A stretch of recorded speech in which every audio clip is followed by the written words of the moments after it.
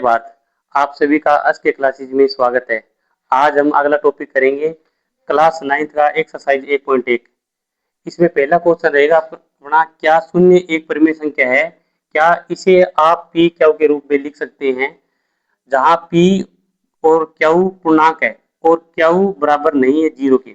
तो क्या है? हाँ, ये क्या रहेगा? अपना आंसर रहेगा इसका हाँ, यह एक परिमेय संख्या है, क्योंकि हम इस पी क्यू को परिमेय संख्या के रूप में लिख सकते हैं, जैसे कि 0.1,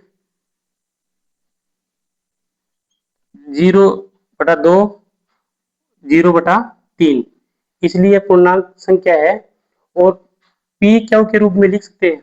हाँ, ये एक पी क्यू के रूप में लिख सकते हैं।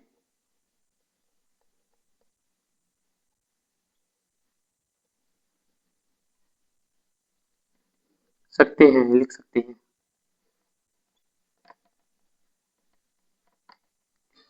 क्योंकि पी बराबर नहीं है 0 के। ये अपना पहला क्वेश्चन रहेगा। मैं दोबारा से रिपीट कर देता हूँ इसको। क्या एक शून्य परिमेय संख्या है और इसे आप पी क्यू के रूप में लिख सकते हैं? हाँ, ये एक परिमेय संख्या है, क्योंकि हम इस संख्या को पी क्यू के रूप में लिख सकते हैं, क्योंकि 0 से ही 1/1, 0/2, 0/3, और क्योंकि ये पी क्यू संख्या भी परिमेय संख्या भी है, क्योंकि ये पी क्यू के बराबर नहीं है। अब इसका हम अगले करेंगे 1.1 का दूसरा सवाल। तो 3 और 4 के बीच में 6 परिमेय संख्या ज्ञात करने कीजिए। तो अब देखते हैं कैसे होगा। अब इनको हमें 7 बनाना है, कैसे बनाएंगे? ठीक है, तो ये 6 ज्ञात कीजिए। अब क्या आ जाएगा? 3 एक संख्या है अपने बीच में, तो इसका हमें पॉइंट भी लेना पड़ा है, तो इसको हम 7 कैसे बनाए? 1 मिनट रुक जाओ, करता हूं मैं। 6 प्लस में 1 7, ये 7 हो गया। अब इसको हमें क्या करना है? 3 गुणा में 7 बटा में 7। अब ये क्या होगा? 7 21 बटा में 7। इसी तरीके से आगे अपना 4 रहेगा, 4 गुणा में 7 बटा में 7। तो ये क्या हो गया? 7 चौक 28, 28 बटा में 7। ये भाई पहला चरण है। ये 2 तरीके से हो सकता है। ये पहला चरण हो गया, जो एक तरीका है पहला, इस तरीके ये 28/7। तो इसी तरीके हमें इनके बीच की संख्या ढूंढनी है, 21/7 की और 28/7 की संख्या। कैसे, किस तरीके? 6 परिमेय संख्या, तो ये हो जाएगा 21/7, 22/7, 23/7, 24/7, 25/7, 26/7 और एक 27/7। ये संख्या हो गई अपना। ये अपना भाई एक सवाल इस तरीके से हो गया। ये तुम्हारा 6 परिमेय संख्या हो गई है, जो इस तरीके से हल होगा।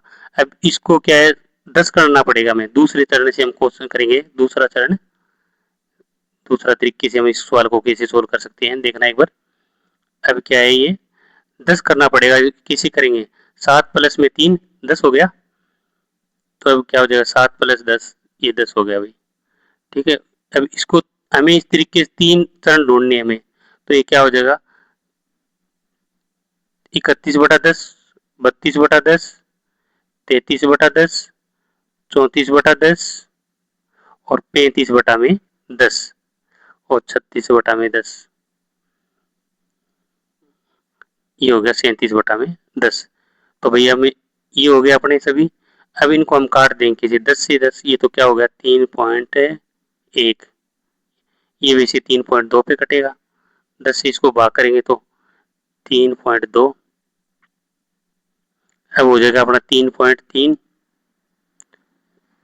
अब आगे हो जाएगा 3.4। अब 3.5 और 3.6 और 3.7। ये हो गया अपने। ये दोनों तरीके से अपने हल कर दिए भाई। ये सवाल रहेंगे अपने 3 और 4 बीच में 6 परिमेय संख्या ज्ञात कीजिए। तो हमें इसको करने के लिए हमारे पास एक संख्या थी और इसको हमने 7 बना लिया। इसको 7 बनाने के बाद में हमने क्या किया, ये जो संख्या है इनको 7 बनाना बहुत ज्यादा जरूरी थी। ये हम अगला क्वेश्चन देखने 1.1 का तीसरा सवाल, 3/5 4/5 के बीच की क्रम संख्या ज्ञात कीजिए। तो हम इसको कैसे किस तरीके से सोल्व करेंगे, देखो एक बार, इसको क्या हमारे बीच में एक ही संख्या है। अब एक संख्या को हमें सोल्व करने के लिए कैसे किस तरीके से क्या करना पड़ेगा, हमारे पास एक ही संख्या ही है, तो इन संख्याओं को दशमलव में बदलने पर, इन संख्याओं को दशमलव में बदलने पर, देखो इसका दशमलव कैसे बनाना है, किस तरीके से बनाना है, तो ये क्या हो जाएगा, देखो क्योंकि हमारे 3 और 5 और 4 और 5 के, अब क्या है 3/5 और ये, अब इसको दशमलव बना लेते हैं तो 0.6 और आगे क्या रहेगा 4/5, इसका क्या 4 दूनी 8 और ये हो जाएगा 0.8। तो ये हो गया अपना भाई इसको दशमलव में बदलने पर। अब हमें इन बीच की 5 पर में संख्या ढूंढनी है हमें, देखो कैसे किस तरीके से ढूंढी जाएगी। अब ये क्या हो जाएगा अपना, देखो एक बार 5, थोड़ा मिस्टेक हो गई यहाँ पे, मैं साफ कर देता हूँ इसको, 3 और 5 4/5 के बीच की 5 परिमेय संख्या के बीच की संख्या, 5 परिमेय संख्या, या फिर परिवर्तन भी कह सकते हो परिमेय संख्या, कैसी होगा देखो एक बार। अब क्या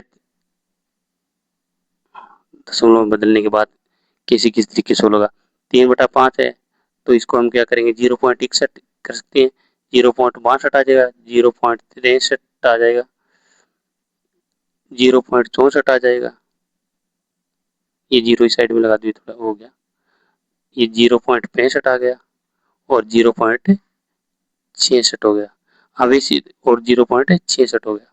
ये भाई इन बीच की संख्या 6 परिमेय संख्या हो गई भाई, 5 परिमेय संख्या, क्योंकि हमारा तीन, अब दोबारा से बता देता हूँ मैं, तीसरा सवाल 3/4 और 4/5 के बीच की 5 परिमेय संख्या, इन संख्याओं को दशमलव में बदलने पर कैसे होगा कि 3/5 इनको काटने पर 0.6 हो गया और 4/5 0.8 हो गया और 3 और 5 और 4/5 के बीच की संख्या परिमेय संख्या में बदलने पर 0.61 हो गया, 0.62, 0.63, 0.64, 0 और 0.66। ये भी तुम्हारा आंसर हो गया, ये भी तुम्हारा सोल्यूशन है। ये तीसरा क्वेश्चन था जो हमने, अभी हम अगला क्वेश्चन करेंगे 1.1 एक्सरसाइज का चौथा क्वेश्चन, देखेंगे इसमें क्या कहते हैं, सत्य और असत्य के बारे में बताना है, कौन सी संख्या सत्य रही। अब इसका पहला पॉइंट रहेगा तुम्हारा, प्रत्येक प्रकृतक संख्या का पूर्ण संख्या होती है, क्योंकि सभी प्रकृतक संख्याओं में जीरो की संग्रह होती है, जीरो संग्रह होती है और पूर्ण संख्या बनती है, इसलिए क्वेश्चन सत्य रहेगा तुम्हारा। तो ये एक भाग हो गया तुम्हारा। अब अगला दूसरा भाग क्या रहेगा, प्रत्येक पूर्णांक एक पूर्ण संख्या होती है, तो ये दूसरा है, प्रत्येक पूर्णांक एक पूर्णांक संख्या होती है, क्योंकि एक ऋणात्मक पूर्णांक एक पूर्ण संख्या नहीं होती, तो इसलिए ये सत्य हो जाएगा, क्योंकि प्रत्येक पूर्णांक एक ऋणात्मक संख्या नहीं हो सकती, एक पूर्ण संख्या होती है, इसलिए ये असत्य हो जाएगी, इसी ये सत्य हो जाएगा, ये हमारा दूसरा टॉपिक है।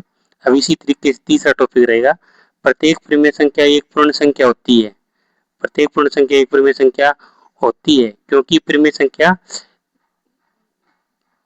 पूर्ण संख्या होती है, 3/5, 2/3, 7/9, ये सॉरी 7/5 रहेगा, इसलिए यह भी संख्या असत्य रहेगी।